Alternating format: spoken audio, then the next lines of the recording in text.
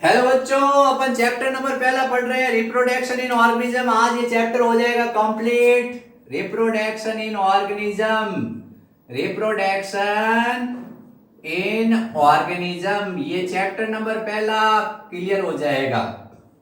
ठीक है, lesson first class 12 complete. ठीक है, अपने पहला चैप्टर है उसके पूरे वीडियो बना दिए, दूसरे के पूरे वीडियो बना दिए, तीसरे के पूरे वीडियो बना दिए। आप देख सकते हो लाइन से लाइन इन टॉपिक्स को। आज जो अपना टॉपिक है उसका नाम है post fertilisation event. Post fertilisation event, post fertilisation event. ठीक है, इसको अपने समझेंगे। इसमें एक बहुत इंटरेस्टिंग आएगा टॉपिक, उस टॉपिक को भी समझेंगे।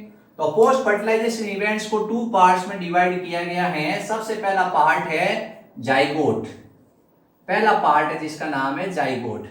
दूसरा पार्ट है जिसका नाम है एम्ब्रियोजेनेसिस, एम्ब्रियोजेनेसिस। ठीक है, एम्ब्रियोजेनेसिस। तो 2 पार्ट्स इसमें, एम्ब्रियोजेनेसिस और जाइगोट। पहले अपन जाइगोट को पढ़ेंगे। जाइगोट ऐसे है, सबसे पहले आप बताओगे जाइगोट होता है वो डिप्लॉइड होता है। जाइगोट कैसा होगा? It is a diploid. ठीक है, यानी इसमें 2 सेट्स ऑफ क्रोमोसोम होते हैं, ऑलवेज डिप्लॉइड्स। आगे वर्ड लगाना आपको, जैसे आपने गैमेट्स लगाया था, गैमेट्स इज ऑलवेज हैप्लॉइड्स, वैसे डिप्लॉइड्स कौन होता है? जाइगोट। अगर बॉडी के अंदर बनेगा तो अपन कहेंगे बॉडी के इंटरनल जाइगोट है, और बॉडी से बाहर बनेगा तो एक्सटर्नल जाइगोट है। ये क्या है? ये सेक्स और रिप्रोडक्शन या जो कंटिन्यूटी है उसको बनाए रखने के लिए पॉसिबल्स होता है। अब आपकी एक एनसीईआरटी, सीबीएसई, आरबीसी की बुक में क्वेश्चन है, ये जाइगोट है एल्गी का। किसका है? ये जाइगोट है एल्गी का, या ये जाइगोट है फंजाई का। तो जैसे क्या होती है, अनफेवरेबल कंडीशन आती है। अनफेवरेबल कंडीशन में इसको डिस्ट्रैक्ट हो सकता है, तो इसके चारों तरफ क्या होती है? प्रोटेक्टिव लेयर बनती है। इसके चारों तरफ कैसी लेयर बनती है? प्रोटेक्टिव लेयर बनती है, जो इसको क्या है? ड्राइनेस से प्रोटेक्ट करती है। इसके चारों तरफ कौन सी लेयर बनती है? Protective layer.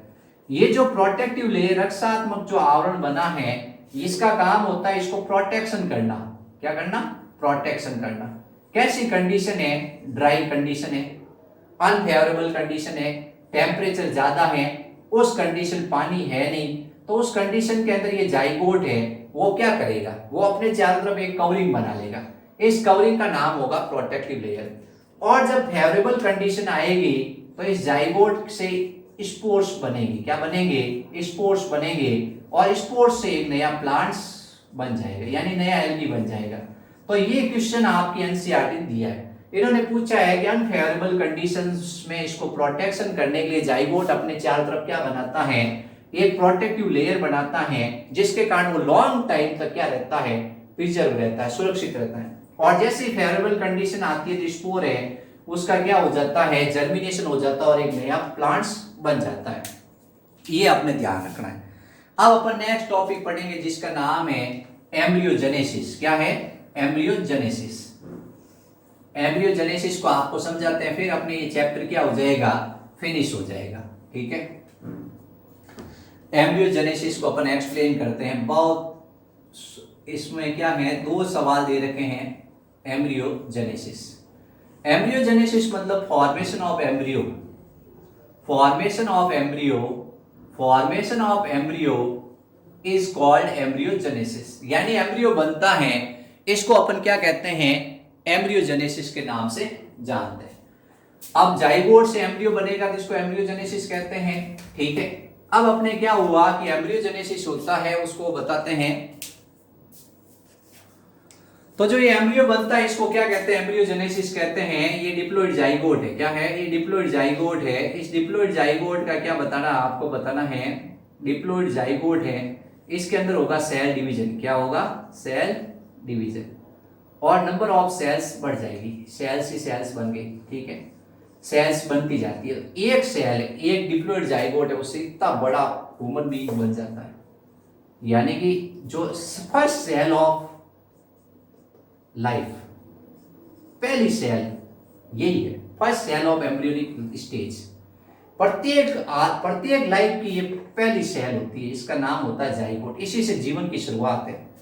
ये स्पर्म मिला ओवम के साथ, क्या बना? Diploid zygote. और डिप्लॉइड जाइगोट से इतना बड़ा ह्यूमन बीइंग बन गया। तो आप अनबिलीवेबल, ये घटना आप यकीन नहीं कर सकते लेकिन होता है बच्चों, ठीक है। अब ये सेल डिवीजन से बहुत सारी सेल बन गई। फिर होता है सेल डिफरेंशिएशन। क्या होता है? Cell differentiation.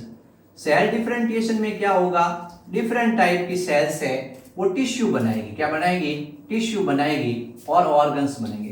तो सेल डिफरेंशिएशन का मतलब होता है स्पेशल फंक्शन करने के लिए, जो स्पेसिफिक फंक्शन होता है उसको करने के लिए, स्पेसिफिक फंक्शन को करने के लिए क्या होता है, तो सेल डिफरेंशिएशन हुआ और टिश्यू और ऑर्गन्स बन गए स्पेसिफिक फंक्शन करने के लिए। यदि सेल डिवाइड होती है और स्पेसिफिक फंक्शन करने के लिए क्या होती है, टिश्यू और ऑर्गन बनाते हैं। तो cell differentiation means cell divide and formation the tissue and organ for functions, different functions. अब अपन 3 टाइप्स के एनिमल्स पढ़ते हैं।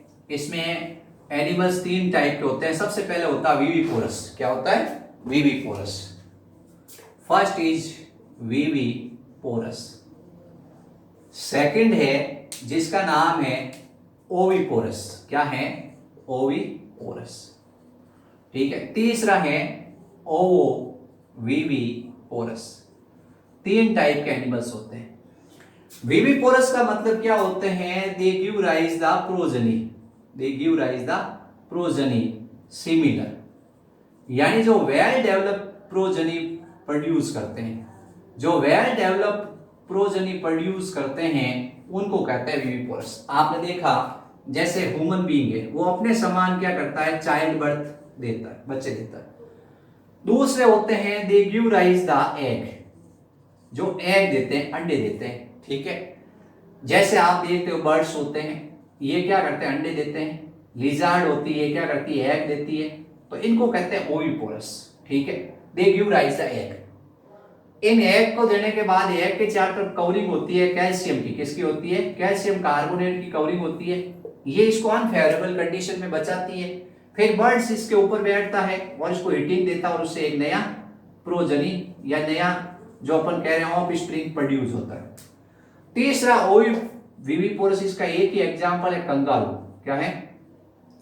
इसमें क्या होगा ये आपको बताना, इमैच्योर बेबी है उसको बॉन्ड करेगा, इमैच्योर बेबी को बॉन्ड करेगा। फिर इमैच्योर बेबी है उसको क्या करेगा, अपने रखेगा। इसके पास क्या होता है, एक पाउच होता है, उस पाउच में रखता आगे, आपने देखा होगा। फिर वहां पे उसका डेवलपमेंट होता है और ये वेल डेवलप होने के बाद में क्या होता है, उस पाउच से बाहर निकलता है। तो इस तरह से अपन कहते हैं 3 टाइप के एनिमल्स है। विविपोरस मतलब जो क्या करते हैं, अपने सिमिलर प्रोजेनी प्रोड्यूस करते हैं, यानी वेल डेवलप चिल्ड्रन प्रोड्यूस करते हैं। जैसे ह्यूमन बीइंग्स है, जैसे काऊ है, बफेलोज है, ये अपने समान क्या करते हैं, well develop children give rise करते हैं। दूसरा होता है जिसको अपन कहते हैं ओविपोरस, जो एग राइज करते हैं। ओविपोरस जो इमैच्योर बेबी डेवलप करते हैं, फिर उसके बाद उनको क्या करते हैं, कुछ टाइम तक एक पाउच में रखते हैं, फिर वो क्या होते हैं, बच्चे को बाहर निकलता है। अब इसके बाद अगला है एग्जाम्पल अपने, एक और क्वेश्चन इन्होंने दिया है बच्चों, उसको समझ लो आप ध्यान से। ये क्या है, ये है अपने फ्लावर। क्या है? फ्लावर है।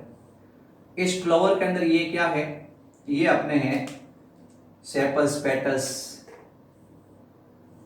ठीक। ये डिफरेंट स्टेमन्स,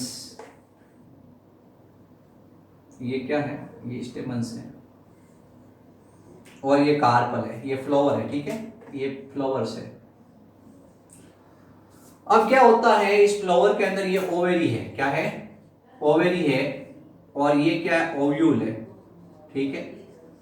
इस ओवेरी से क्या होता है, इस ओवेरी से आपको बताना है, जो ओवेरी है उस ओवेरी से बनता है फ्रूट। क्या बनता है? फ्रूट।